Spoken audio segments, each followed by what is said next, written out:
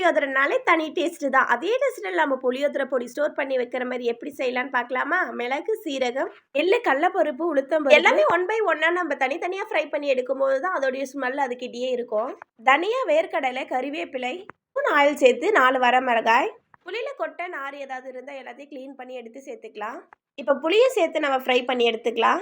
கறிவேப்பிலை எந்த பக்கத்தில் இருக்கணும்னு பார்த்தீங்கன்னா நம்ம நசுங்கும் போது அது ஃபுல்லாகவே நசுங்கிடணும். தேவையான கல் உப்பு இது எல்லாமே சேர்த்து நம்ம மிக்ஸி ஜாரில் அரைச்சி எடுத்துக்கலாம். இந்த ஒரு பொடி இருந்தால் போதும். நம்ம லேட்டாக இருந்தாலும் சரி, இல்லை வெளியில் போயிட்டு வந்தாலும் சரி, டக்குன்னு எழுந்தோமா, சாதத்தை வெடிச்சோமா, இது பொடியை மிக்ஸ் பண்ணி கொடுத்தோமான்னு இருக்கலாம். தண்ணி எதுவுமே படாத மாதிரி ஒரு பாக்ஸில் நம்ம ஸ்டோர் பண்ணி வச்சுட்டா 1 மந்த் வெளியே கெட்டு போகாது. ஒரு டைட்டான கண்டெய்னரில் ஸ்டோர் பண்ணி வச்சோம்னா அந்த ஸ்மெல்லும் அப்படியே இருக்கும். இப்போ ஒரு பேனில் ஆயில் சேர்த்து கடுகு, கடலப்பருப்பு, வேர்க்கடலை, கறிவேப்பிலை, வரமிளகாய், சிட்டிக்கு மஞ்சத்தூள், நம்ம அரைச்சி வச்சிருந்த பொடியிலிருந்து 2 ஸ்பூன் சேர்த்துக்கலாம். சூடான சாதத்தை சேர்த்து மிக்ஸ் பண்ண கம கமன்னு கோவில் புளியோதரை ரெடி. கண்டிப்பாக ஒன்ஸ் ட்ரை பண்ணி பாருங்க. அதோடைய டேஸ்ட் உங்களுக்கு ரொம்ப பிடிக்கும். நம்மளுடைய சேனல் பிடிச்சா லைக் பண்ணுங்க, சப்போர்ட் பண்ணுங்க. இந்த வீடியோவில் பார்க்கலாம். பாய்.